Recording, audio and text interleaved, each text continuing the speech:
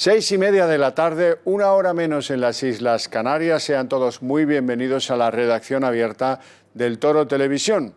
Como siempre, vamos a empezar por la situación sociosanitaria que, en fin, nos tiene a todos en un vilo. Hoy tengo que informarles de nuevas restricciones. En Aragón, pues Andorra, Teruel ha pasado a fase 2 y se incorpora a ese grupo de localidades aragonesas con Ejea de los Caballeros que tienen restricciones de movimientos. En Murcia se ha confinado Jumilla. En Extremadura les tengo que contar que en Trujillo, en Cáceres, han sellado una residencia de ancianos después de que allí se hayan detectado 3 afectados. Uno de ellos ha tenido que ser hospitalizado. Y, en fin, además de estos confinamientos o restricciones de movimientos que afectan, por ejemplo, también a un foco que hay en la ciudad de Ávila a consecuencia de una celebración familiar, pues bueno, esto se va reproduciendo y tal. Bueno, dicen que hay que acostumbrarse a ello y que todo es pues para garantizar un equilibrio y una seguridad del conjunto del sistema. Algunos piensan que vamos bien y otros que son demasiados brotes, demasiados rebrotes y demasiadas medidas que no terminan de conseguir el propósito, que es bajar de las cifras de infección y de fallecimientos que luego les daré las que toca a las últimas 24 horas. La buena noticia del día en términos de la situación sanitaria es que va por muy buen camino el avance de los test basados en la saliva de las personas que se los hacen. Su implantación está ya, pues empieza a estar prevista para noviembre-diciembre. Bueno, esa es una sin duda muy buena noticia que con el blanco y negro de la situación del curso escolar, donde, en fin, que sabemos hoy, luego hablaremos de ello, que ha habido 53 incidencias en aulas de todas las instituciones que se han puesto en marcha. Muchas de ellas todavía no están puestas en marcha. Les tocará el lunes, les tocará el martes, pero en cualquier caso, pues eso, los cierres de aulas, prepárense porque va a ser el pan nuestro de cada día, porque es evidente. Hoy hay en ese pan nuestro de cada día hay una decisión importante, porque se acordarán de la guardería de Sevilla. Estuvimos escuchando a su directora que decía, hombre, es que tengo que cerrar un aula por una presunción. Bueno, la presunción, con los síntomas, ha dado en más que presunción, ha dado en un positivo clarísimo. Y a partir de ese positivo, pues, por cierto, es importante porque es el primer caso de contagio que se produce entre estudiantes. Ya no son ni docentes que dan PCRs positivos, ni administradoras del centro. En este caso son contagios de los estudiantes. Así es que esta guardería de Sevilla va a tener que confinarse durante esa aula. A todos los niños que tuvieron relación, trato directo con el positivo, les van a tener que aplicar la cuarentena, que como saben en nuestro país, y hasta que eso se revise, hoy tiene que hablar Simón, a lo mejor hay novedades en ese particular, pues son 15 días. 15 días de cuarentena para esta aula de la guardería sevillana. Por ejemplo, esto hoy lo han vivido en un pueblo valenciano, en Rafelbuñol. En Rafelbuñol pues ha ocurrido pues, lo típico. Cuarentena para una de las clases de primaria por una alumna contagiada que estuvo 4 horas con sus coleguitas y que bueno, luego se empezó a encontrar mal y al final dio un PCR positivo clarísimo. Vamos a refrescar qué es lo que ha sucedido en Rafelbuñol. Un total de 28.600 colegios españoles arrancan estos días el nuevo curso con medidas educativas y sanitarias frente a la pandemia del coronavirus. Ya hay incidencias en medio centenar de ellos por casos y, sin embargo, la ministra de Educación ve ese dato positivo. Efectivamente, hasta ayer teníamos incidencias en 53 centros. Por tanto, muy positiva. Esto quiere decir que las direcciones de los centros y los profesionales y los administrativos de los centros han hecho un trabajo espectacular. Un buen balance, según ha dicho Isabel Celaá durante una entrevista a Televisión Española. Y uno de esos 53 centros con incidentes es este, el Germanels, en Rafelbunyol, Valencia, que ha tenido que aislar a un grupo burbuja tras un caso positivo de COVID. La directora del colegio ha hablado vía telefónica con cada una de las 20 familias para comunicarles la noticia y asegura que ayer mismo les realizaron la PCR a todos y a la profesora de ellos. Ya ayer se les ha realizado el test a todo el alumnado del aula y también a la profesora, y la verdad es que decir que los protocolos de sanidad han sido muy eficaces, muy rápidos, nos han transmitido muchísima tranquilidad. De momento permanecen aislados a la espera de los resultados de las pruebas y los padres de los que hoy sí asistían a clases se han mostrado algo preocupados por la situación. Hombre, claro que preocupa porque yo tengo un peque de 2 añitos y tengo una nena de 7 años, entonces claro, sí que te preocupa porque ya no solo eso, te juntas aquí con la gente. Por la noche nos enviaron un WhatsApp confirmando que había un positivo en el curso segundo de primaria y claro, yo tengo a mi hijo en quinto de primaria, entonces pues siempre estar un poco preocupado, pero bueno, se ve que hayan activado el protocolo y llamaron a los padres de esa clase y de momento pues creo que están en cuarentena. Una tónica a la que nos vamos a ir acostumbrando, pues cada día hay más centros en esta situación por el alto nivel de contagios en todo el país. Y en Madrid, en un colegio de La Latina que se llama República de Uruguay, hay también una clase aislada. Y con eso, pues la actualidad del día de hoy en los colegios pues está contada. Vamos a ver, iremos luego a los hospitales a conocer de primera mano si se están llenando, qué perspectivas tienen, si el balance de los que llegan y los que salen cómo es y si hay que preocuparse por un posible estrés hospitalario, que esto ya nos pasó, que hasta ahora no ha sido un problema, pero que en la medida que aumentan los que necesitan hospitalización, pues estamos en una situación pues que no nos cabe la camisa al cuerpo. Y a los que no les cabe la camisa al cuerpo es a los que estaban en un campo de refugiados, Moria. Moria es el mayor campo de refugiados que existe en Europa y que ha quedado completamente destruido por un incendio. Moria está en la isla de Lesbos y el fuego ha arrasado todas las tiendas donde hasta ahora vivían 12.000 personas. Un nuevo incendio ha estallado en el campo de refugiados de Moria, situado en la isla griega de Lesbos y considerado el mayor del país, en zonas que no habían ardido hasta ahora. Por el momento se desconoce la causa del incendio, que avanza por 2 frentes. El fuego ha obligado a los refugiados y migrantes que vivían en el área del campo en llamas a abandonar sus carpas, como los residentes del campo evacuados por los fuegos de este martes. Según medios griegos, la policía y los bomberos ya se han desplazado al lugar, donde también se están habilitando carpas para acomodar a los migrantes y refugiados en las zonas de Moria que no han quedado afectadas por los incendios. El fuego se apoderó del campo de Moria este martes, aunque el motivo de los incendios no está claro. Algunos residentes del campo indicaron que los habitantes de la isla griega han provocado los incendios, mientras que otras informaciones apuntan a que los migrantes y refugiados provocaron el fuego y posteriormente obstaculizaron el trabajo de los bomberos. Bueno, volveremos a la situación sociosanitaria cuando lleguen los datos del Ministerio de Sanidad relacionados con las últimas 24 horas y les daremos puntualmente ese dato del Ministerio de Illa que nos va a permitir saber si mejoramos de los 8.000 y pico que teníamos ayer, nuevos contagios, o no. Vamos a empezar a desilvanar los ovillos de los asuntos políticos que tenemos hoy sobre la mesa, que son innumerables y muy importantes todos ellos. Empezamos por lo más agradable del día. Lo más agradable del día es que por tercera vez, y era una vez importante, un decreto ley del Gobierno ha resultado tumbado en su convalidación en el Congreso de los Diputados. Esos que ven son alcaldes del Partido Popular que se han movilizado, han querido estar allí el día de la votación a las puertas del Congreso porque están en absoluto, en franco desacuerdo con el proyecto que diseñaba María Jesús Montero. ¿En qué consistía ese proyecto? El proyecto, por llamarle de algún modo, era hacerse con el superávit de los principales ayuntamientos españoles. Se trataba de hacerse con 15.000 millones de recursos que tienen que ver pues, con el ahorro, con el saber gestionar, con la visión de cada uno de los ayuntamientos en cuestión para tener un remanente para atender emergencias o para hacer inversiones o para lo que sea.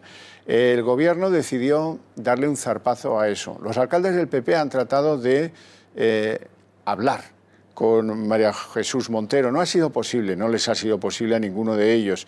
Y hoy, fíjense qué curioso, en una votación en la que han coincidido con el Partido Popular las Mareas Gallegas, Esquerra Republicana, el PDeCAT, Coalición Canaria, Ciudadanos, que también alguno de sus alcaldes ha estado en esa mayoría de descarrilar el decreto ley del Gobierno, han conseguido tumbarlo. Han conseguido tumbarlo porque ha habido mucho de soberbia en la posición de María Jesús Montero y porque así no se hacen las cosas. Es más, al final el Gobierno insinuó una especie de segunda versión de su trágala.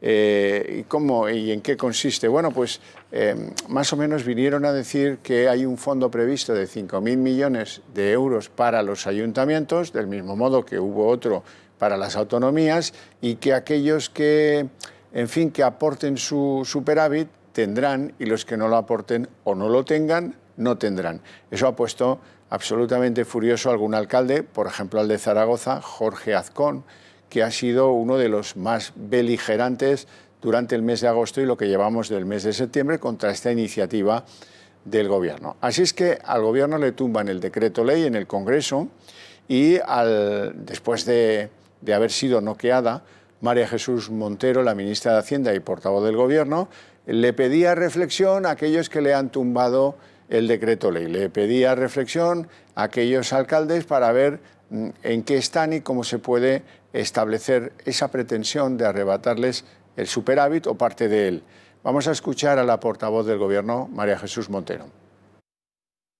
Es que los ayuntamientos a día de hoy pagan 70 millones de euros por tener el dinero en el banco. En el tipo de interés negativo en el que este Gobierno está financiando la deuda, no necesitamos el dinero de los ayuntamientos. Es más, para este Ejecutivo tener que desarrollar o tener que hacer 9.000 préstamos, entenderán ustedes firmar 9.000 préstamos, entenderán ustedes que tiene una carga administrativa sobreañadida al trabajo que ya realizamos.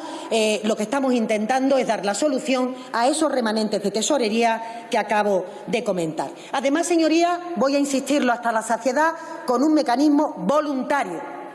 Algunos no entienden qué significa la palabra voluntario. Bueno, ha pinchado en hueso, lo sabe, tendrá que, si quiere volver a sacar esta bandera, tendrá que negociarla y tendrá que hablar y mucho con los alcaldes de un montón de grandes ciudades españolas que estaban diciéndole no. Y, ojo, de un montón de ideas políticas diferentes. Se han puesto todos de acuerdo. A última hora hubo una especie de regateo, porque ya se temían que iban a fracasar en el empeño. ¿Qué denuncia? Ese regateo lo denuncia el alcalde de Zaragoza, Jorge Azcón. Ni las ciudades ni los pueblos de España se merecen el regateo en las ayudas que está ofreciendo el Ministerio de Hacienda. Creemos que es un espectáculo lamentable. Creemos que estamos hablando de algo mucho más serio.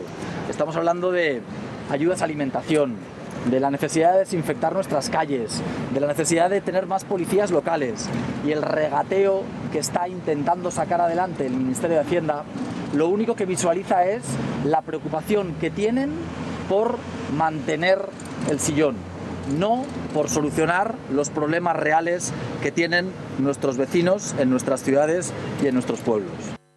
Claro, imagínense el drama de este alcalde. Zaragoza no tiene superávit. Por lo tanto, quedaba excluida automáticamente de cualquier reparto de esos 5.000 millones que están destinados a los ayuntamientos, a todos ellos, porque son igualmente necesitados. Los de Zaragoza tendrán las mismas necesidades que los de otros ayuntamientos y otros gastos que combatir por consecuencia de la pandemia. Así es que, como no tenía superávit donde pillar, se quedaba excluido del reparto de las ayudas. Bueno, mucho va a tener que cambiar esto para que el Gobierno consiga arrebatarles sus superávits a los alcaldes, que es la visión contraria a la senda virtuosa. La senda virtuosa es gestionar bien, ir teniendo pues un rinconcito con el que atender imprevistos, con el que atender inversiones que sean útiles para los ciudadanos de cada una de las ciudades, y de repente llega un punto en que las arcas del Estado están vacías y el Estado dice, pues me llevo el superávit. Con el rollo de que es igual que tenerlo en un banco y tal. Sí, igual, va a ser igual, exactamente igual. No señora Montero, así no se hacen las cosas. Eso sí, se acuerda, y la voluntariedad sometida al criterio de si no entras en el reparto de los 5.000 millones, suena más a chantaje que a voluntariedad, que quiere que le diga. Bueno, en cualquier caso, hoy han ganado los alcaldes, así quizás una de las visiones más claras de lo que se trataba de hacer es la que ofrece el popular Antonio González Terol, que por cierto fue alcalde de Boadilla en otro tiempo, y lo cuenta clarito. Señora ministra, ni usted ni el Gobierno han querido escucharnos ni trasladar las propuestas que le han hecho los ayuntamientos a este Real Decreto. Un Real Decreto que, como ya he dicho, no vamos a apoyar. Si lo hiciésemos, señora ministra, seríamos cómplices del robo del siglo.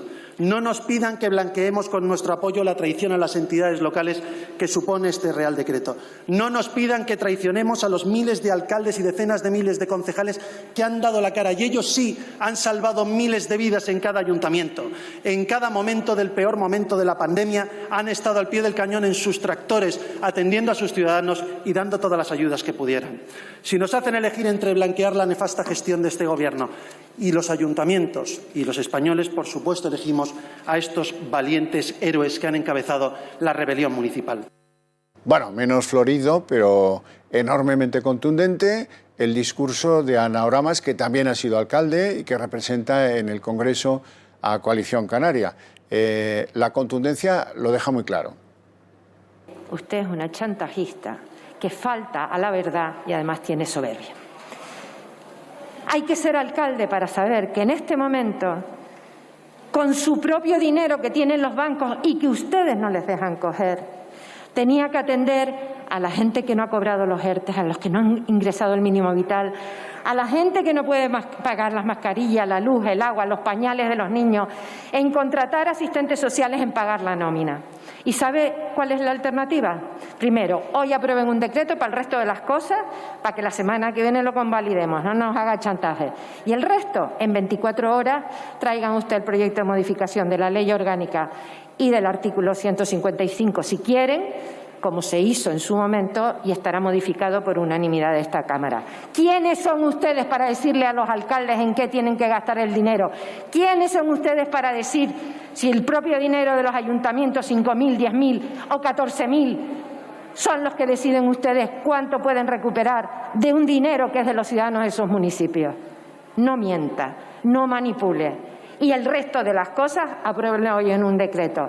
No chantajee, señora ministra. Yo he sido alcaldesa y hay que estar ahora en un ayuntamiento con la miseria social, la pobreza y todo para hacer frente. Y se necesita pagar las nóminas y contratar asistentes sociales y ayudar a la gente en pagar la nómina. Señora Oramas, tiene que terminar, por favor. Muchas gracias, señora presidenta.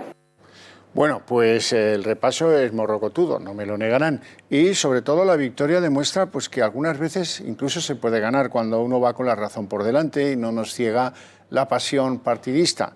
En esto también está involucrada Ada Colau. Es que hay alcaldes de Podemos que no estaban de acuerdo con este decreto ley del Gobierno. Lo nunca visto. Me gustaría hablarles de Cataluña.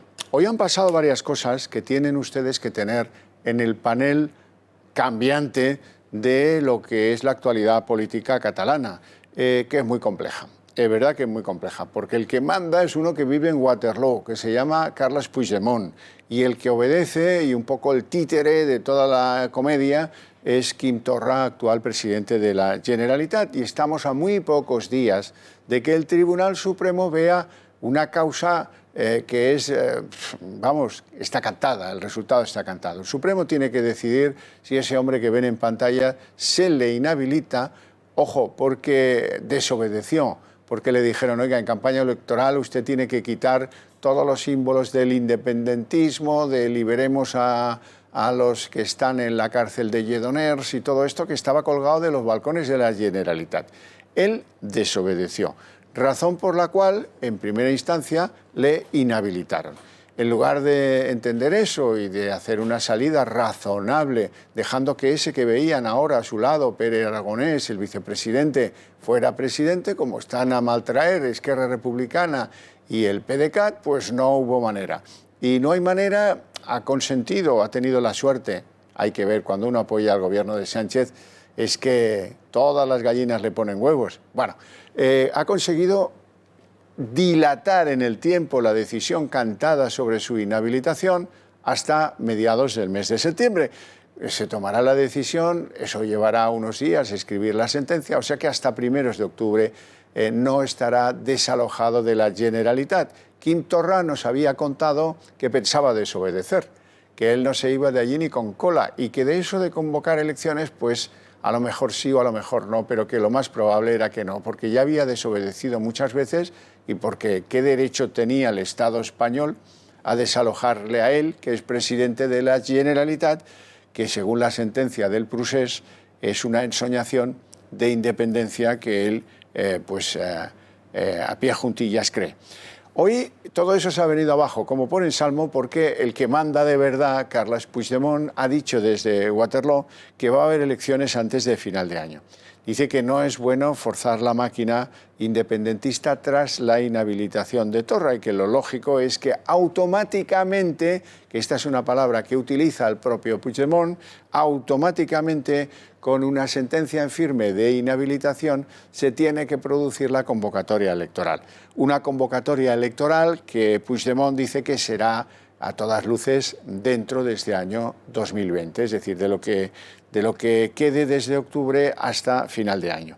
Esos son lentejas y el que manda lo ha decidido. Así es que el tema electoral en Cataluña depende única y exclusivamente, será automático una vez se produzca la sentencia firme que inhabilite a Quim Torra. Bueno, y luego hay otra cosa importante en las claves catalanas, que son siempre muy confusas, que es PDeCAT y Esquerra Republicana. Y quién apoya y quién no los presupuestos de Sánchez. ¿Y qué condiciones pone? Bueno, ya saben que Pedro Sánchez tenía dos planes. Uno, con la mayoría que le encumbró, intentar los presupuestos. Esquerra le dijo en primera fase, no apoyaremos sus presupuestos, y el PDeCAT no se pronunció. Bueno, depende tal, no sé qué, pero no se pronunció. Han pasado varias cosas. Pedro Sánchez se buscó un plan B con Ciudadanos, aunque ayer atizara a Inés Arrimadas por derecha y por revés, y, en fin, no sabemos cómo van las negociaciones, aunque fuentes de Ciudadanos dicen que siguen hablando y que no van mal. No lo sé. En cualquier caso, la puerta de Esquerra se cerró de portazo y luego da la sensación de que se ha vuelto a reabrir. ¿En qué me baso para decirlo? Bueno, pues en primer lugar, en una intervención ayer de Gabriel Rufián en la sesión de control, en la que venía a decir que bueno, que sí, que a lo mejor, que podría ser, que todo depende de la mesa de diálogo. La mesa de diálogo ya saben que es un compromiso de Pedro Sánchez con los independentistas para que bilateralmente se sienten la Generalitat y el Gobierno de España a negociar no se sabe qué cosas. No se sabe qué cosas, porque los catalanes insisten de que en esa mesa se tiene que hablar de autodeterminación y se tiene que hablar de amnistía. La convocatoria depende de Sánchez. Sánchez ha tranquilizado a sus socios de gobierno diciéndoles que habrá convocatoria dentro del mes de septiembre, pero no está fijada la fecha. Y los de Esquerra han ido amortiguando esa posición, que seguramente tiene que ver con sus compromisos electorales en Cataluña, con querer diferenciarse del PDeCAT y con toda la perspectiva de una precampaña electoral. En cualquier caso, hoy un señor que está en Cataluña, que tiene enorme peso en Esquerra Republicana por ser vicepresidente de la Generalitat, que se llama Pere Aragonés, ha dicho públicamente que habrá que negociar esos presupuestos. Así es que Esquerra parece que da un viraje buscando el sol que más calienta, que es el sol que maneja Pedro Sánchez. Ciudadanos no sé cómo irán las cosas, pero en cualquier caso la vía Frankenstein para la aprobación de los presupuestos de Sánchez parece que vuelve a ser factible.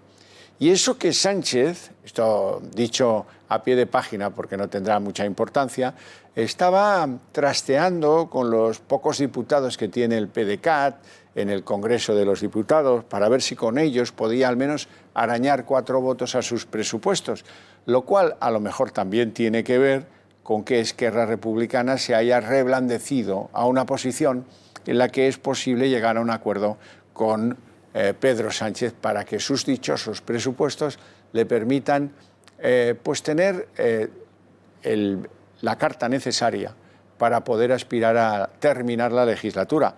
Ya saben que si consigue presupuestos en los años que quedan, bien pudiera prorrogarlos y ya no es un impedimento muy importante. Un Pedro Sánchez que no acusa para nada al revés que ayer le atizó la Comisión Europea, que deslindó. Miren, no es verdad lo que dicen en España, los presupuestos van por un camino, se los tienen que revisar en la parte económica de la Comisión Europea, el comisario económico de turno, y el reparto de las ayudas es otro asunto que ya está establecido y que no tiene mucho que ver con los presupuestos y con cómo acolche el dinero el señor Sánchez. El señor Sánchez lo que quisiera es, tirar más del dinero europeo para tener que poder presentar unos presupuestos un poquito más apañaditos. Las cuentas públicas están en cero y aunque a veces chulee María Jesús Montero diciendo que a mí, si yo no necesito el dinero de los ayuntamientos, yo me puedo endeudar con intereses negativos, así es que no es una cuestión de arrebatar.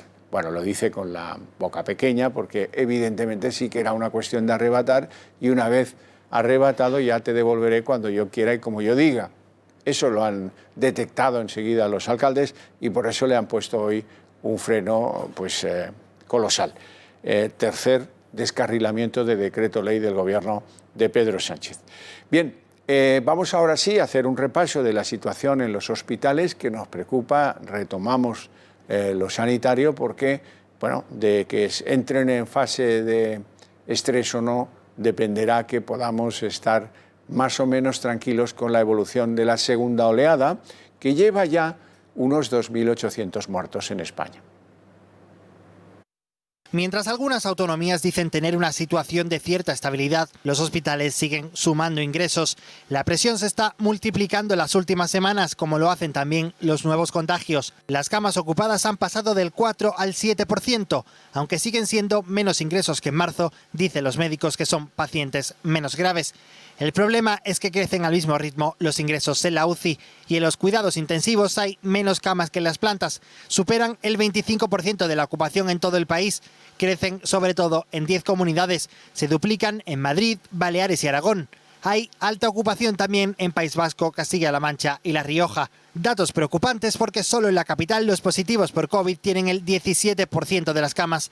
De hecho, ya se han suspendido las operaciones programadas y se han trasladado incluso algunos pacientes para aliviar la presión de los hospitales con más casos, como el Infanta Sofía o el Infanta Cristina. Y solo en el Gregorio Marañón la ocupación ronda el 20%. Datos con los que marcan distancia los hospitales del País Vasco con un 12%, menos incluso en Castilla-La Mancha, donde rozan el 9%. En Andalucía también se multiplica la demanda hospitalaria, un 5% de las camas, superada por Valencia y Castilla y León. Situación complicada de la que ya advierten los sanitarios, porque aunque los casos son menos graves, los contagios continúan al alza. O sea que colapso no, pero preocupación sí, y mucha, porque esto pinta mal. Esto pinta mal, cada día el número de contagiados es mayor, los que requieren hospitalización también van aumentando, los que tienen que entrar en las UCIs sin llegar a ser lo que fue en la primera oleada, desde luego, y nos alegramos mucho, porque el tema del COVID nunca ha sido, al menos en esta casa, una cuestión de cuanto peor vaya, mejor, porque así le va muy mal a quien lo gestiona, no, todo lo contrario. La gran alegría de, por lo menos de un servidor, y me consta que de mis compañeros en la casa, sería contarles que esto decrece, que cada vez hay menos infectados, hasta llegar al infectado cero, el día de 0 infectados. En algunos países se ha celebrado con cohetes. Aquí, como no llega, pues no sabemos. Y como no hay claridad en los datos, todavía nos tememos, nos maliciamos que ahí se manejan cosas que son verdaderamente reprochables. Por ejemplo, ¿por qué tengo que ser yo el que suma para decirles a ustedes que llevamos 2.800 afectados por COVID en la oleada actual? 2.800 graves infectados y fallecidos después. ¿Esto no lo puede sumar Simón? ¿Esto no lo puede sumar Illa? ¿No puede haber una comunicación para que los españoles podamos sacar conclusiones y conocer la trascendencia de esto que llaman la segunda oleada? No, es mejor tratar de engañarles. ¿Y cómo? Pues nada, le vamos dando los datos del día. Hoy 87, mañana 45, pasado no sé qué. Y a veces hay días que uno tiene que tener la paciencia, la extraordinaria paciencia de sumarlos comunidad a comunidad, porque tampoco el día que vienen un poco mal dadas, tampoco son dados a ofrecer esa información que se me antoja crucial para que la sociedad española sepa con qué está combatiendo. En fin, vamos a hacer una pequeña pausa de publicidad y, como les digo, vienen innumerables asuntos a continuación de cariz político. La operación Kitchen, con ya la petición de que declare Mariano Rajoy y, mira cómo son de listos estos, Pablo Casado, a ver si le colocan algo, por mucho que él dijera que cuando esto pasaba era diputado por Ávila y ni siquiera él soñaba con ser presidente del Partido Popular, pero por si acaso es bueno que se utilice esto para un buen desgaste. Luego tenemos que hablar del caso Dina Busselham, porque hoy ha declarado por videoconferencia el que fuera jefe de la asesoría jurídica de Podemos, José Manuel Calvente, y ha ratificado, luego se lo contaré con detalle, ha ratificado lo que dijo antes, todo era un montaje. Iglesias conocía que todo era un montaje, ha incluido algunos otros nombres y veremos ahora qué decisiones toman en ese juzgado, porque hoy el que le preguntaba en nombre del Ministerio Público ya no eran aquellos dos fiscalitos que tenían a bien conciliar con los abogados de Podemos. Es más, uno estaba liado con una de las abogadas de Podemos. La cuestión es que hoy era el fiscal anticorrupción, Alejandro Luzón, el que preguntaba junto a su señoría en la comparecencia de un testigo crucial como es Calvente. Calvente además le ha dicho al juez lo que siente y es bien de lamentar. Siente que su integridad está en peligro porque, como él ha dicho en el juzgado, las guerrillas de Podemos me amenazan de muerte, de no sé qué y tal. Todo el fuego del infierno le reservan a Calvente porque, claro, si Calvente habla, que lo sabía prácticamente todo ahí dentro, pues puede que a Iglesias le quede poco tiempo para que pidan su imputación en el Tribunal Supremo. Ya saben que es aforado y eso tiene que ser de ese modo. Así es que fíjense si no hay dos temas espectaculares para revisar en nuestra política inmediata. Pero antes vamos a hacer una pausa de publicidad. Historias de Puerto Bronce y otros relatos lo componen varios cuentos, entre los que se encuentra El silencio. Nos habla del amor, de la muerte, de los lazos profundos que unen a dos personas enamoradas desde hace más de 50 años. En El regreso de Adán, el protagonista muestra cómo la locura siempre lleva a la locura, pero sus sensaciones y sus sentidos son tan fuertes que lo guiarán a través de la selva hacia su propia destrucción. Las historias de Puerto Bronce y otros relatos son cuentos muy cortos que llegan al corazón y nos confrontan con buena parte de lo más caótico y violento del ser humano. Puede hacerse con él en librerías o en grupoeditorialeuropa.es.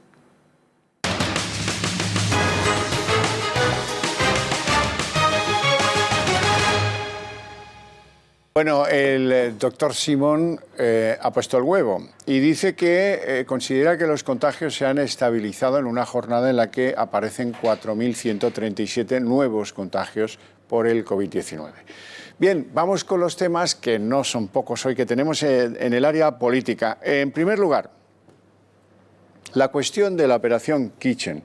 Tal como lo ve el magistrado que maneja la causa, un magistrado no muy propicio para los intereses del Partido Popular, lo ha demostrado en otros asuntos, José de la Mata, el titular del número 5 de la Audiencia Nacional, se trata de acabar probando o no, pero esa es la intuición que maneja el juzgado, que el PP, estando en el gobierno, ojo con ese matiz, robó las pruebas de un caso que le afecta, las pruebas que más o menos pudiera tener su tesorero, Luis Bárcenas. Ese es el asunto que no deben perder nunca de vista. Bueno, ¿novedades? Pues hombre, en primer lugar, que esto se anunció como la imputación, o se pidió la imputación, la Fiscalía Anticorrupción, de Jorge Fernández Díaz, es titular de Interior, y de Dolores de Cospedal. Pero hoy, mira tú por dónde, ya están pidiendo más cosas. ¿Y qué cosas son? Que como testigos, ya veremos, pero de momento como testigos, declaren Mariano Rajoy Brey y Pablo Casado. Pablo Casado, porque, bueno, pues, ¿quién va a desaprovechar una ocasión como esta? Y la izquierda en este país, el territorio este del Barro, lo maneja como nadie. Fíjense, por ejemplo, hoy el PSOE y Podemos prácticamente han impulsado a un punto de no retorno una comisión de investigación parlamentaria sobre la operación Kitchen. Ya saben que esto no sirve nunca para nada, pero hombre, da para embarrar una barbaridad. Vamos a ver un trabajo a propósito de eso. El PSOE y Unidas Podemos han registrado este jueves en el Congreso su petición para que la Cámara cree una comisión de investigación sobre la llamada Operación Kitchen, como se denominó al operativo supuestamente desplegado desde el Ministerio del Interior para espiar al extesorero del PP, Luis Bárcenas. En concreto, el texto registrado solicita que la Cámara investigue la utilización ilegal de efectivos, medios y recursos del Ministerio del Interior con la finalidad de favorecer intereses políticos del PP y de anular pruebas inculpatorias para este partido en casos de corrupción durante los mandatos del Gobierno del Partido Popular. Así, destacan que la Fiscalía Anticorrupción ha pedido la imputación del exministro del Interior, Jorge Fernández Díaz, y la exministra de Defensa y exsecretaria general del PP, María Dolores de Cospedal, por el espionaje a Bárcenas, con el propósito de anular y hacer desaparecer pruebas relativas a la contabilidad del PP, asunto aún pendiente de juicio, así como del sumario de la Gürtel, por el que ya se estableció que el PP había resultado beneficiario a título lucrativo de estos delitos de financiación irregular. PSOE y Unidas Podemos aseguran que algunas de las pruebas aportadas en el informe apuntan al presunto conocimiento de la trama por parte de Mariano Rajoy, siendo entonces presidente del Gobierno. Por todo ello, piden que el Congreso abra una investigación que inicialmente duraría 3 meses. Bueno, vamos a calibrar la gravedad de este asunto con don Román Cendoya, que ya se encuentra aquí sentado a mi lado. Muy buenas tardes. Muy buenas tardes. Un asunto grave, que va a servir para un desgaste a Casado, para tenerle contra las cuerdas, pero que no sabemos dónde nos metemos y cómo va a acabar. Pues mire, lo primero, yo creo que para Pablo Casado es una oportunidad. No es un desgaste, es una oportunidad. Y además, ya Pablo Casado con sus hechos ha demostrado que tiene una cosa muy clara. Él no tiene nada que ver con la Operación Kitchen. A ninguna de las personas de la Operación Kitchen y de los que están vinculados a todo esto, que es un delito, no es uno, son muchos delitos sumados y continuados de una organización que puede ser una organización criminal. Él no ha cedido ni un ápice ni ha dejado que ninguno de los que están vinculados a eso tenga nada que ver con el Partido Popular. No cedió a las presiones para que el exsecretario de Estado de Seguridad fuera diputado. No cedió a ninguna de las importantísimas presiones que sufrió para que Jorge Fernández Díaz y los hermanos Díaz, Pixi and Dixi, formaran parte, que fuera eurodiputado para tener una proyección y tal. Entonces, Pablo Casado tiene una oportunidad. El Partido Popular de Pablo Casado está absolutamente limpio de toda corrupción. Hoy el PSOE puede pedir todas las comisiones de investigación que quiera y Pablo Casado puede decir que sí. Pero además debe de exigir que a Podemos de Pablo Iglesias se le investigue con el mismo rigor y al PSOE de Pedro Sánchez se le investigue con el mismo rigor. Que recordemos que Carmen Calvo Pollatos era consejera de Educación y de Cultura en las consejerías del Gobierno de Andalucía de los ERES. Y María Jesús Montero. Y María Jesús Montero. Es decir, Pablo Casado, gracias a su firmeza de que no quería saber nada con el pasado del Partido Popular, que él recibió un Partido Popular. Es que, vamos a ver, el Partido Popular hace un congreso raro con una elección libre en la que eligen a Pablo Casado y en el que los militantes y compromisarios eligen a Pablo Casado porque creo que sabiamente ellos eligieron que querían pasar página de una realidad lamentable presidida por Mariano Rajoy Brey, Soraya Sáenz de Santamaría, con todo el equipo que estaba allí. Y hoy es verdad que tienen las mismas siglas, pero hay una realidad de un equipo directivo que lo dirige, que no tiene nada que ver con toda esta porquería que estaba ahí. ¿Que el gobierno la quiere vincular? Sí, pero Pablo Casado tiene una oportunidad. Oiga, investiguen a mi partido, pero yo investigo a los suyos. El problema es que el vicepresidente segundo está con 4 causas judiciales, DINA, financiación ilegal, etcétera, que se llama Pablo Iglesias. Y la vicepresidenta primera y la ministra de Hacienda eran consejeras de los gobiernos de los ERES. Investiguemos todo. Yo soy Pablo Casado y es una oportunidad. Investiguemos todo. Vamos a la dimensión de la tragedia. Me dicen que la imputación de Jorge Fernández Díaz está cantada en el libro. Me dicen que la imputación de Dolores de Cospedal es más dudosa, aunque nadie tiene dudas de la imputación de su marido, Ignacio López del Hierro. Bueno, ¿qué se hizo? Porque nadie pierda el hilo de toda esa historia, pues se hizo un trabajo de cloacas en el que se utilizaron 70 policías para investigar, para seguir, para vencer voluntades, por ejemplo la del chofer. Les interesaban mucho los bolsos de la señora Bárcenas, no sé por qué, pero les interesaba muchísimo. Y bueno, todo esto pivota sobre unas actas judiciales del que fuera secretario de Estado de Interior, Paco Martínez, Francisco Martínez, que, bueno, pues en un momento dado vio la borrasca y dijo, ostras, esto se me viene para encima y yo lo voy a neutralizar. Acta notarial, acta notarial, acta notarial, y se las ha entregado porque colabora con la Fiscalía Anticorrupción. ¿Y qué dicen esas historias? Pues dicen cosas divertidas. A Rajoy le llaman el asturiano, pero lo que queda claro no, es una broma, no es que sea que todo el mundo sabe que es de Pontevedra, pero en cualquier caso, a lo mejor lo escribió en gallego y dijo, quita, vamos a poner asturiano, ¿no? Que así, balones fuera. La cuestión es que lo que reflejan esas actas y esos mensajes y esas comunicaciones es que el PP estaba en el robo de las pruebas de la supuesta caja B, que luego se acabó consolidando judicialmente y que tenía más que ninguno el tesorero del partido, como es lógico.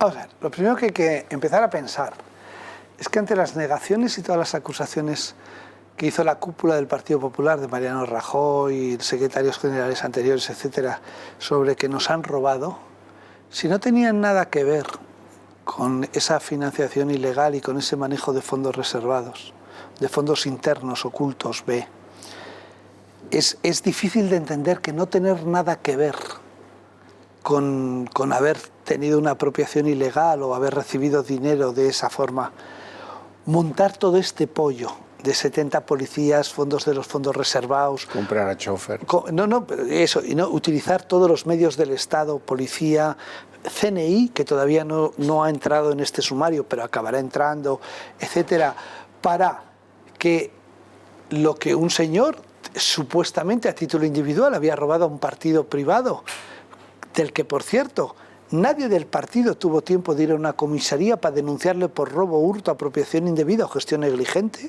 Nadie del Partido Popular ha ido a denunciar a Luis Bárcenas por ninguna de estas causas. A mí si me roba alguien, le pongo una denuncia. Resulta que al Partido Popular le roban presuntamente no sé cuántos decenas, 40 y tantos millones de euros y nadie lo denuncia, pero todos están escandalizados. Pero eso sí, utilizan todos los instrumentos del Estado cuando son gobierno para robarle todas aquellas pruebas que hoy serían instrumentos de defensa del señor Bárcenas, porque podía decir, oiga, yo cumplí las instrucciones que me dieron, aquí están las grabaciones, aquí están los papeles. Son sobresueldos. Son sobresueldos, son cosas que me pregunte. Yo lo único que hacía es, a mí me dan este dinero, yo lo repartía como, porque yo soy un mandado. Había un presidente que se llama Mariano Rajoy, había un secretario general, había una serie de gente. Me lo roban todo para que no pueda yo defenderme diciendo que fueron ellos. Es un tema muy serio, ¿eh? Que sí, gravísimo. Entonces, ¿qué pasa?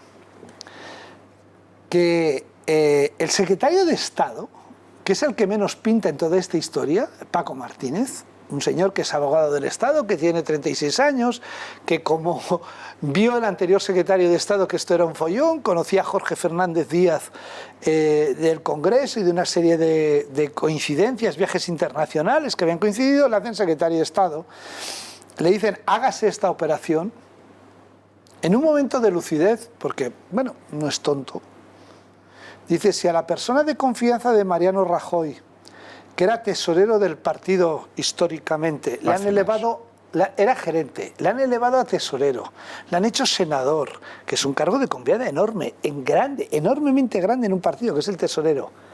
Resulta que, por haber sido fiel y leal, acaba en la cárcel, le acusan de todo tipo de cosas. ¿Y sé fuerte, Luis? Y sé fuerte, Luis, ¿qué me puede pasar a mí?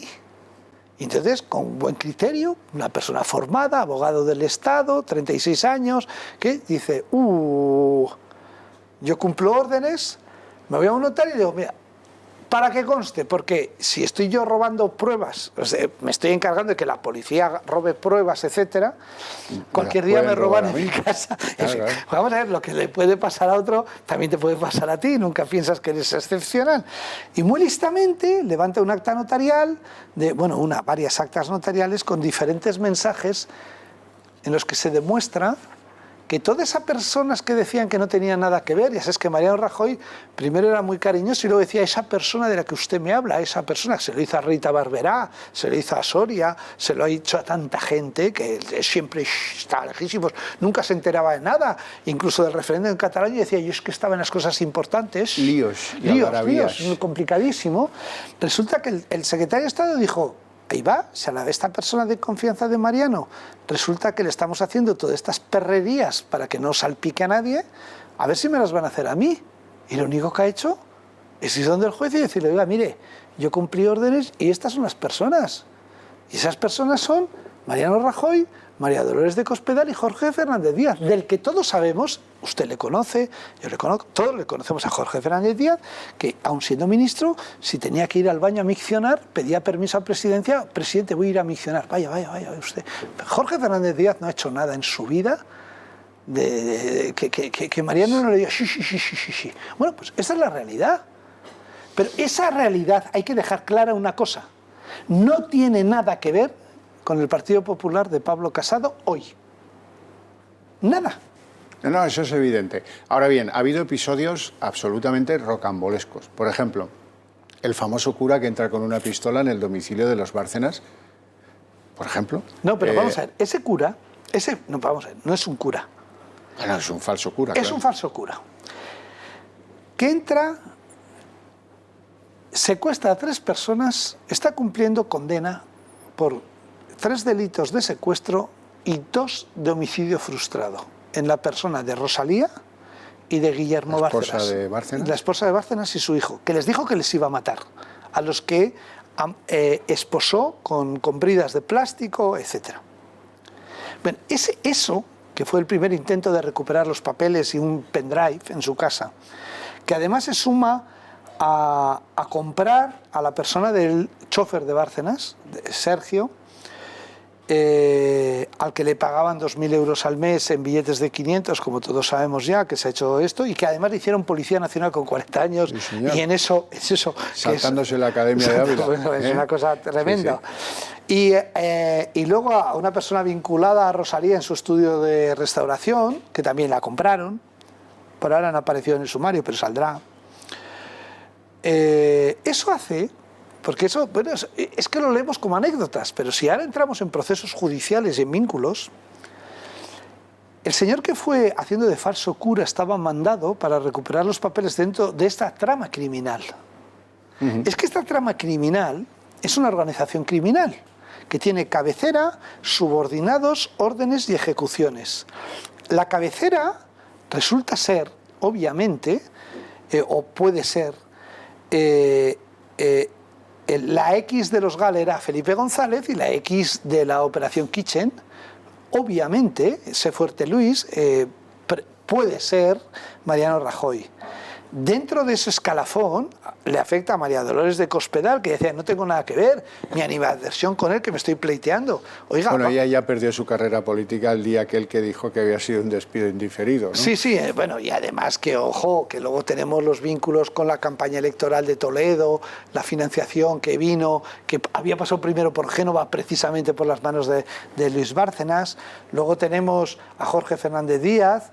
Tenemos una trama de policías de alto nivel, comisarios, 70 policías trabajando, cumpliendo órdenes. Eso es una organización criminal, en la que, entre otras cosas, hubo un acto un acto delictivo grave ya condenado de secuestro y de homicidio. Es que en el momento que uno pueda judicialmente cerrar todas estas cosas, la escala de delitos a los que se les puede acusar a personas que han sido, entre otras cosas, expresidente del Gobierno de España, presidente del Partido Popular, secretaria general, pero de sus cosas, no de las siglas que llevan hoy, son delitos muy gordos que tienen penas de cárceles muy gordas, muy gordas, porque la operación Kitchen pone en evidencia que el falso cura que entró en casa de los Bárcenas estaba dentro de una estructura creada para, de todas las maneras posibles, incluso generando... ¿Usted sabe cómo entró el cura en casa? Pues mire, llamando al portero automático diciendo que era un cura de instituciones penitenciarias que venía a dar una muy buena noticia, que era que don Luis Bárcenas, después de 19 meses de cárceles de prisión preventiva, iba a ser libre, que venía a contarles una buena noticia a instituciones penitenciarias, se presentó diciendo que íbamos a rezar un Padre Nuestro por la libertad ya de don Luis. Así entró en la casa. Bueno, ya. Pues... Bueno, ha habido otro cura, un tal Silverio Nieto, que anteriormente fue policía y luego magistrado de no sé qué cosas, que también va a ser curioso que cuente qué le pidieron que hiciera en el manejo de elementos de presión sobre la familia de Bárcenas. Don Silverio es un personaje muy singular, porque tiene una trazabilidad curiosa, que ha sido policía, ha sido juez. Muy amigo de Fernández Díaz. Bueno, yo no sé si tan amigo o por sus servicios prestados al Vaticano. Él, Silverio Nieto, dice que Fernández Díaz se convirtió en un rigurosísimo católico, y ferviente católico. Vamos, que le presentó él a Teresita de Lisieux, poco más o menos, que él fue, que antes era un hombre disipado y raro y tal. Pero don Silverio es un personaje interesantísimo, responsable de los servicios de inteligencia del Vaticano en España. Sí, que arreglaba asuntos de pederastia. Bueno, y otras cosas. En su tierra. Sí, vinculadas al Colegio Gaztelueta. Pero don Silverio, que está en la iglesia de la calle Goya, es un personaje interesantísimo, en el que yo creo que se está vinculando a don Jorge Fernández Díaz mucho más de la realidad del vínculo que tiene, pero que de esa manera tener información. Bueno, ¿y qué pito toca el marido de Cospedal en todo esto? Bueno, el marido de don Ignacio López de Hierro es un personaje muy interesante, pero no solo en esto, sino en muchísimos más casos y demás paralelos. Es un intermediario pluscuamperfecto entre algunos y algo otros para hablar con propiedad. Hay quien dice que esa imputación está madurísima. Bueno, es que, vamos a ver, las conversaciones, por un lado están las de López del Hierro con Garzón y la fiscal. Pero es que por otro lado tenemos en el mismo nivel de confianza las conversaciones de Villarejo con López del Hierro y María Dolores de Cospedal, que le costó, después de ser ministra, su incorporación a un importante y muy generoso en honorarios estudio de abogados americanos, que cuando se dieron las grabaciones impidieron el fichaje de doña María Dolores en ese despacho. Bueno, pues es un señor que estaba muy vinculado a Villarejo y que en todas las porquerías que salten en este país de un lado y de otro, en lo que se llama, está la rama judicial, que todavía no se ha investigado y la Fiscalía no la va a investigar mientras doña Dolores siga siendo fiscal general del Estado, de Garzón, Villarejo, Lola. Están las grabaciones ahí, hemos oído todos. Esa rama queda pendiente de investigación, pero en la rama empresarial de Villarejo, con el tema de empresarial, don Ignacio López del Hierro juega un papel determinante. Y doña María Dolores de Cospedal, que ya siempre decía, el problema con Bárcenas es que yo no tengo nada que ver con su historia anterior, con lo que haya pasado en el partido, porque yo he llegado ex novo. Bueno, ya estamos viendo con este caso de que ex novo podía ser como secretaria general, pero que en la trama de la cosa rara del partido algo tenía que ver. Las operaciones que ha hecho, que acabarán sabiéndose alguna más, que ha salido mucho en los medios, ha sido muy conocida y que está pendiente de que sea sobreseída, pero que el hecho de que esa operación sea sobreseída, que es como tiene que ser, que es en el caso vinculado con don Pedro Gómez de la Serna, resultará que ha sido sobreseída porque judicialmente, después de las comisiones rogatorias, no hay nada. Pero entonces lo que sí hay es en doña María Dolores de Cospedal y su marido, que son los que incentivaron con el falso acusador que falsificó facturas, cambió fechas, etcétera, para entregar un documento que es que ya tenía algo que ver, y ahí estamos otra vez. Y a todo eso le decía Villarejo al marido de Cospedal, y así vamos a joder a la chiquitita. Sí, pero bueno... Por Soraya, ya sabes. Pero bueno, en el tema de Kitchen queda pendiente una rama, que es cuando la chiquitita, como le llamaba Villarejo, sí. Algunos del CNI que tienen que ver en toda esta historia también buscando los documentos, USBs, grabaciones y demás temas que Luis Bárcenas tenía en su posesión de una realidad que, bueno, él era un mandado y había otros. Ya lo ven ustedes, Frederick Forsyth o John le Carré no lo hubieran hecho mejor. Esto está apasionante. Vamos a hacer una pausa de publicidad y a la vuelta nos queda el caso Dina Busselham con la declaración de hoy de José Manuel Calvente, que está que rabia, es un asunto maravilloso, no se lo pueden perder.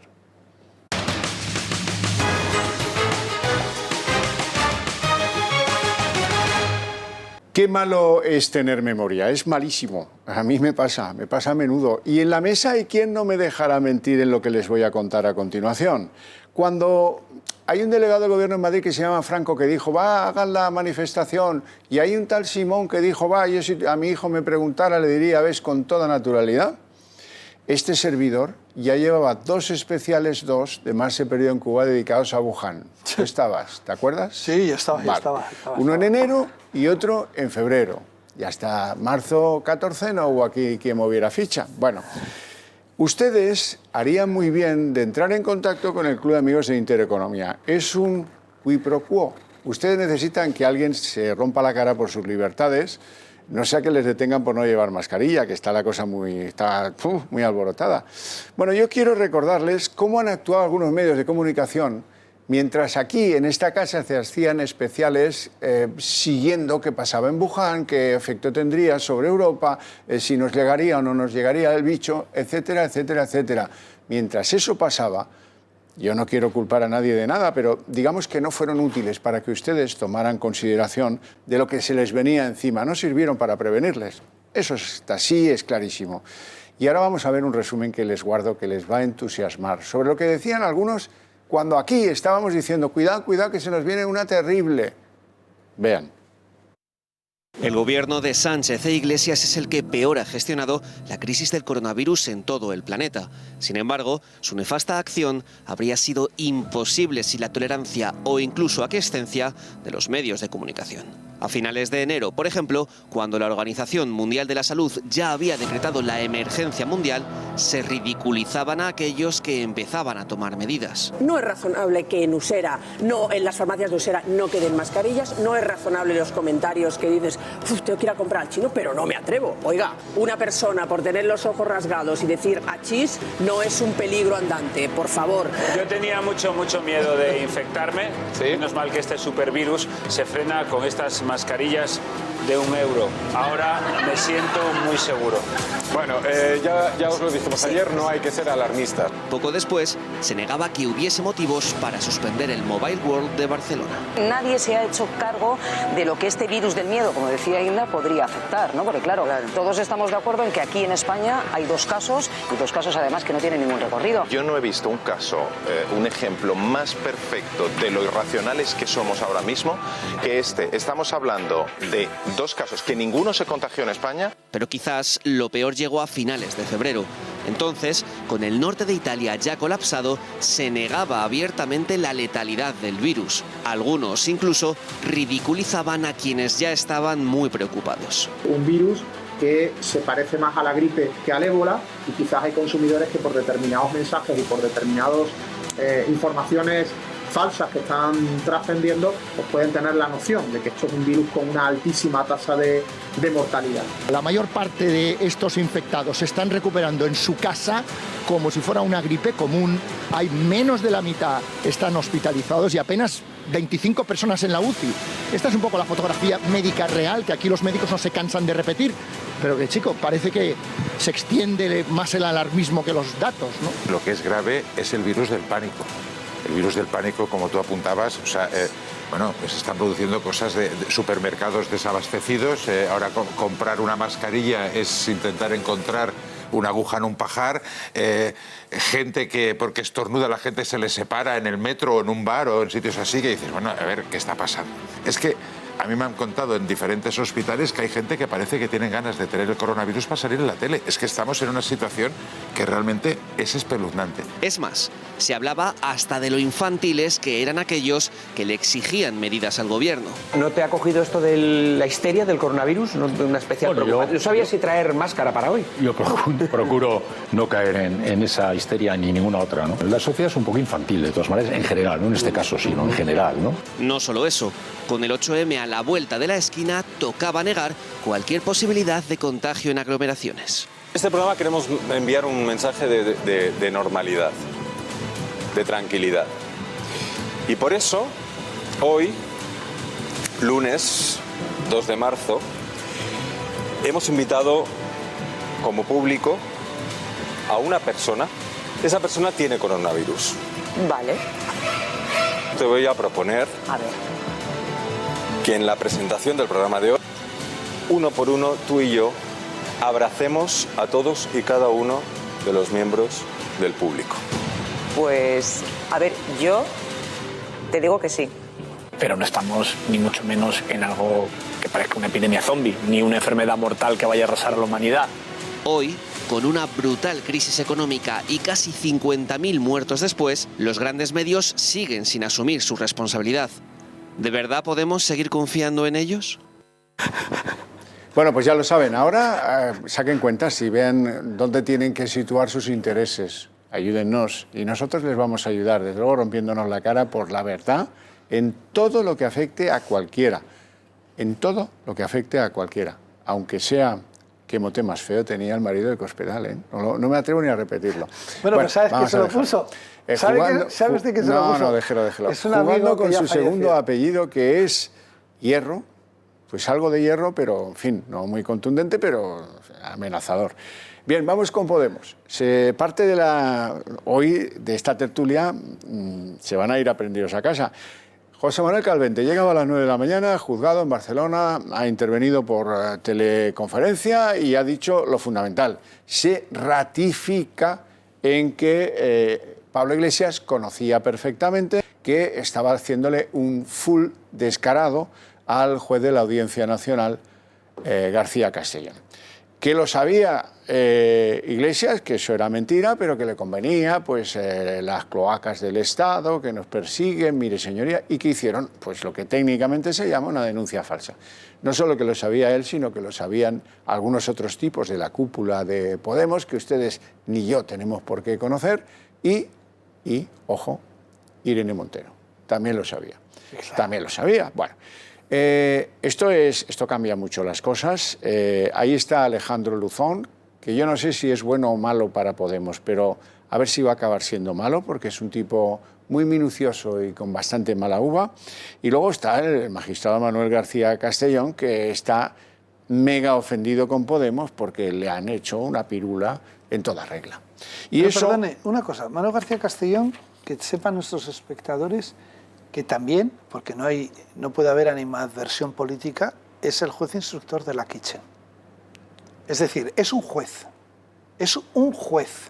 al que le llegan casos, y le digo al que sea el Partido Popular, o que sea Podemos, porque es que hay jueces que son de Podemos y hay jueces que son del PP, pero Manolo García Castellón es un juez.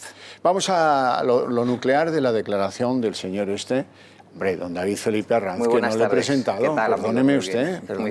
Está muy interesante. Estaba aquí sentado y yo ya pensaba que le había presentado. Discúlpeme, le pido mil perdones. No es cortés por mi parte. Bueno, al meollo. El señor Calvente, que vive en Barcelona, ha declarado que todos sabían que estaban urdiendo una patraña, que él les advirtió y que a pesar de eso, el gran líder de Podemos decidió echar para adelante y mentir al magistrado y elevar a la justicia una denuncia falsa. Que es delito, ¿eh? Eso a sabiendas. Eso es delito, a sabiendas es delito. Claro. Entonces, luego, en su declaración, que esto a mí me preocupa, porque ¿qué quiere en la fase humana? Pues uno tiene su carencia, ¿no? Le dice al juez, se derrumba literalmente en su declaración y les declara al fiscal anticorrupción y al magistrado de la Audiencia Nacional que teme por su integridad y la de su familia, porque está siendo objeto de amenazas de muerte, de amenazas de todo tipo, por lo que él califica la guerrilla de Podemos. Bueno, salen varias prevaricaciones, entre ellas, por ejemplo, que a mí me parece la más grave, es que a este abogado de Podemos, a este hombre, a este whistleblower, que diría un anglosajón, resulta que le montan un caso de acoso sexual. Es decir, a mí me parece terrible, es decir, le hacen un paquetito consistente en que tú has estado acosando a nuestra abogada Flor, que por cierto tiene a su vez conexiones con la Fiscalía. Es decir, con el fiscal Estampa, que ha desaparecido y que, bueno, lo interesante de todo esto es que si Calvente no llega a cantar la Traviata, nadie se hubiera enterado de nada, porque en general lo que hace Podemos es presumir de ejemplo. Es decir, ellos son o iban a ser el ejemplo de la limpieza de sangre en cuestiones de política, partidos políticos, fondos financieros, y siempre ponían como contraejemplo lo que pasaba en el Partido Popular y en el Partido Socialista. Y ahora resulta que hacen lo que todos. Ese es el problema, pero insisto, Calvente hoy se ha derrumbado, ha habido algún testimonio donde ha habido un momento en que ha dicho al juez Manuel García Castellón que es que lo están machacando. O sea, que está recibiendo presiones de todo tipo como si fuese Don Vito Corleone dando órdenes a sus mafiosos en Nueva York. Si a ustedes les gustan las novelas de intriga, esta tiene el argumento del contable de Filesa. Siempre hay un contable, un abogado, que hace reventar los grandes escándalos de corrupción de la política española. Lo de Calvente, ¿cómo lo ve usted? Vamos a ver, pues muy claro, muy notorio y que tiran a lo peor, ¿no? Y un tío legal y valiente, ¿eh?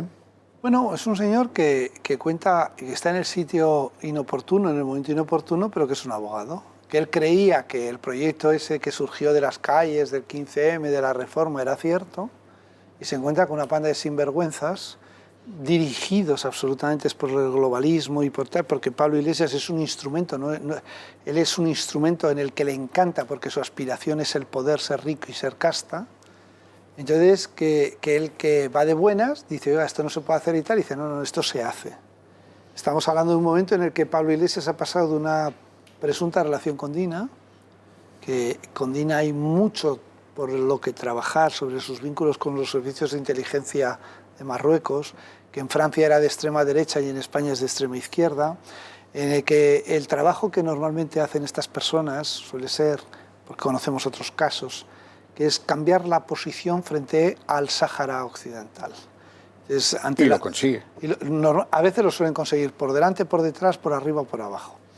Entonces, en el caso de Pablo Iglesias con Dina, ante la emergencia de Pablo Iglesias, a Dina la introducen en el círculo más íntimo y entrañable o estrecho que se puede decir de estas relaciones, y como Dina por la vía esa no consigue su éxito, a través de un robo que tiene 5 versiones diferentes de un robo, que al propio magistrado le llama la atención, porque normalmente a la gente le roban de una manera, no de 5 diferentes, en 5 circunstancias diferentes, deciden que si no lo hemos conseguido por la base directa, pues vamos por la vía indirecta, que ya que no lo hemos conseguido amigablemente traer a la causa, lo destruimos, y para eso nos vamos a Interview, que hoy ya no existe, dejamos que parezca que nos han robado un teléfono, pero entregamos mensajes y vídeos y fotos de carácter íntimo que decide el presidente entonces de Interview, Tony Asensio hijo, no publicarlos.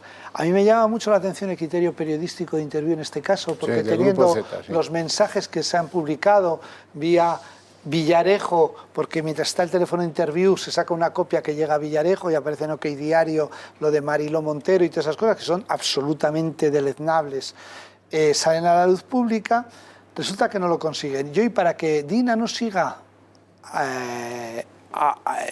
presionando en las vías, le han entregado un medio de comunicación de Podemos para que tenga su vía profesional, su salida. El abogado que en su día creyó que esto era una reforma de la democracia, pues sigue creyendo que debería de hacerse así y es el que denuncia. Yo entiendo su miedo y su derrumbe ante el juez de que me pueden matar vamos a hablar de vínculos con Venezuela. Entendamos que en España ya hemos tenido crímenes que se llaman del sicariato, como es el famoso suicidio de la persona vinculada a PDVSA un domingo, que como el lunes voluntariamente iba a declarar, ya que estaba muy angustiado porque voluntariamente iba a declarar aparecido ahorcado en San Sebastián de los Reyes, puede entender fehaciente y notablemente de que puede ser asesinado o tener algún accidente que parezca un accidente. Entonces, me parece normal que lo cuente. Irene Montero tenía que estar informada, sí, porque la destrucción de la tarjeta SIM y de la información se debe a que Pablo Iglesias ya había cambiado de compañera entrañable de Dina a la madre de sus 3 hijos hoy, que es Irene Montero y ministra, y obviamente es imposible que no supiera lo que se estaba haciendo. Me encanta que la ministra de Igualdad sea perfectamente conocedora de una falsa acusación de acoso sexual sobre un abogado del partido para descalificarlo y eliminarlo. Es decir, en eso, la izquierda y la derecha, cuando se ponen brutos, utilizan las peores... al más puro estilo putinesco, digamos. Sí, no, pero utilizan las peores actitudes que se pueden hacer y las más lamentables, ¿no?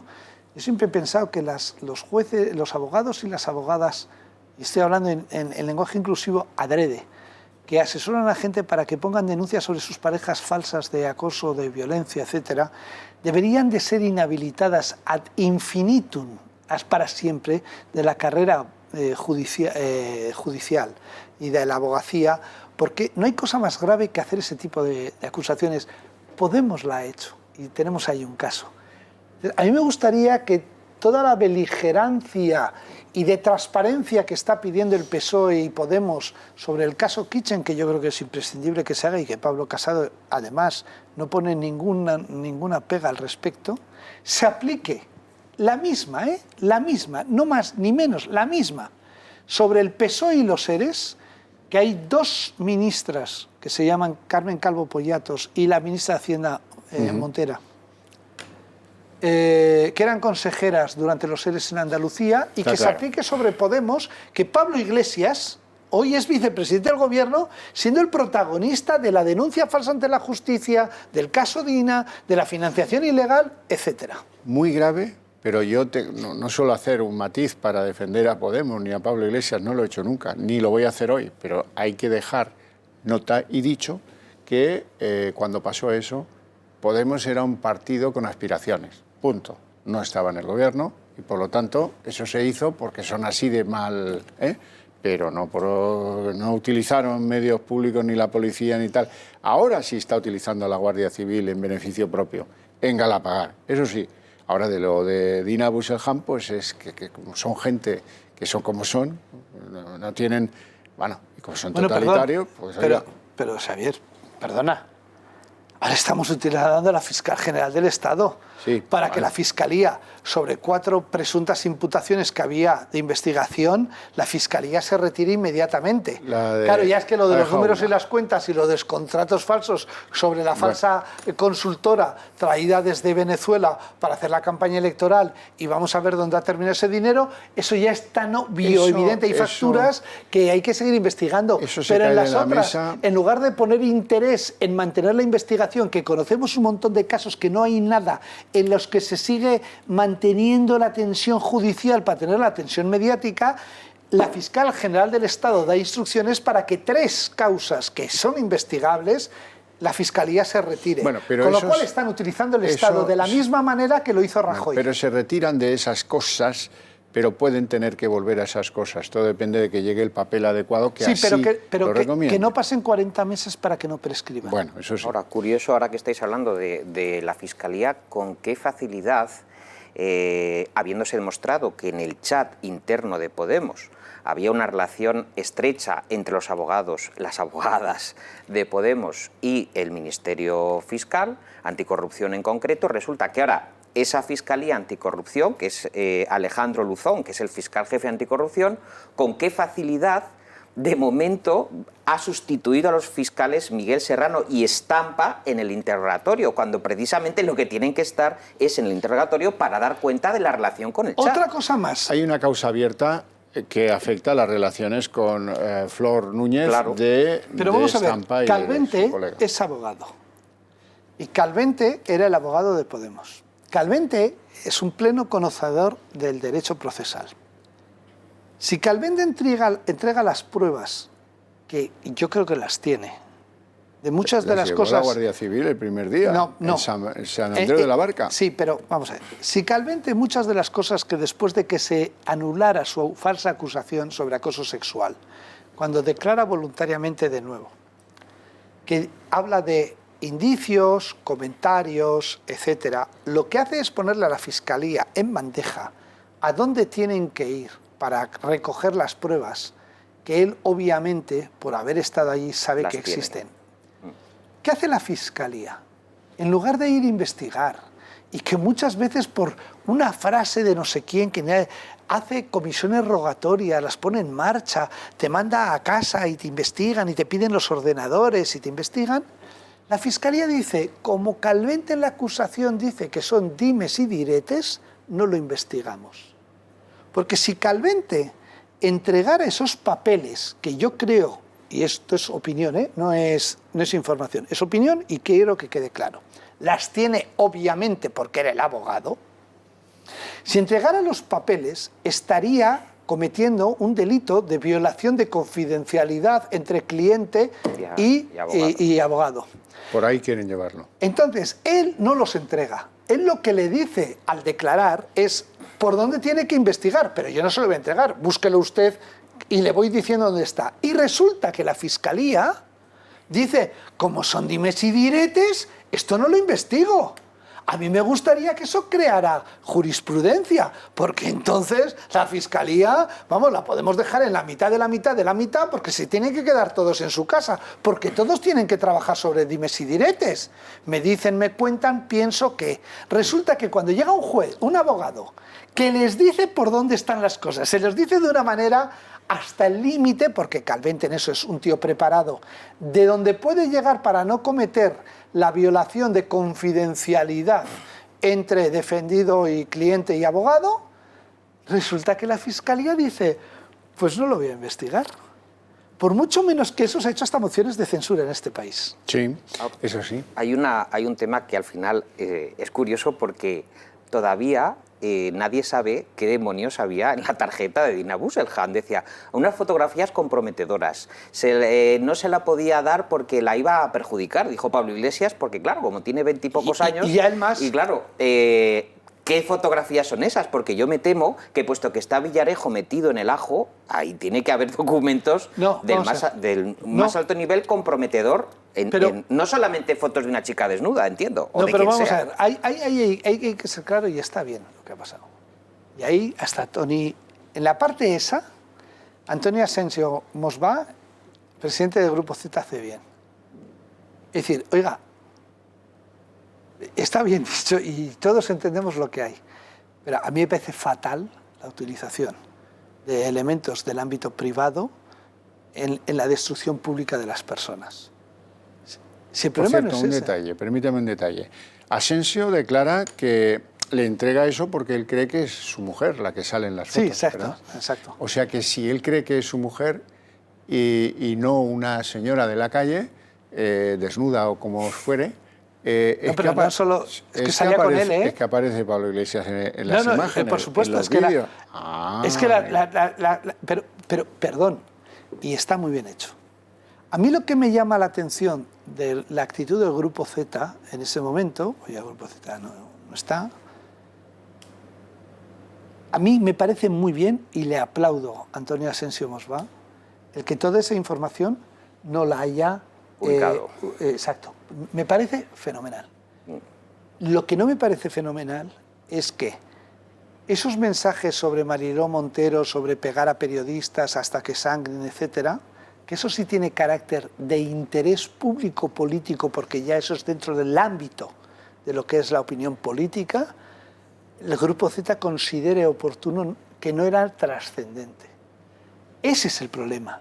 A mí el respeto a la privacidad me parece sagrado, de Pablo Iglesias y de todos los demás, aunque Pablo Iglesias no respete el derecho a la privacidad de los demás. Bueno, digamos que no fue la tónica de Interview en su larga vida dentro de las publicaciones de las peluquerías y los bares de España. Pero eso era Antonio Asensio no Mosba, era su padre. Bueno, bien, bien. Pero Antonio Asensio dijo, oye, yo eso creo lo hace que lo bien. ejemplar... Pero a mí me llama la atención que no saque los mensajes, que nos enteramos por OK Diario, que llegan por vía Villarejo. Lo ejemplar en el caso de Antonio Asensio Mosbach hubiera sido devolverle el vídeo a su propietaria legítima. Es que no sabían quién era. No, una leche. No apuntarse el favor de dárselo a Pablete para que Pablete nos deba una. Es que esa es la, amigo. Es que vamos a ver, esa es la clave. Ahora, hay una cosa que tampoco tiene sentido.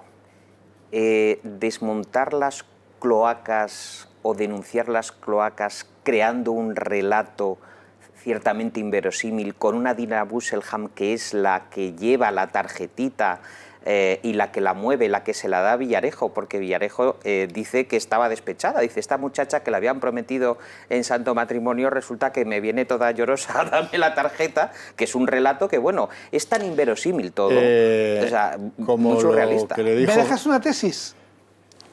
Si estamos vinculados a los servicios de inteligencia de Marruecos y tú tienes la edad que tiene ella, que él le protege, Pablo le protege, has fracasado en tu trabajo, que era cambiar de opinión sobre la situación del Sáhara en Podemos.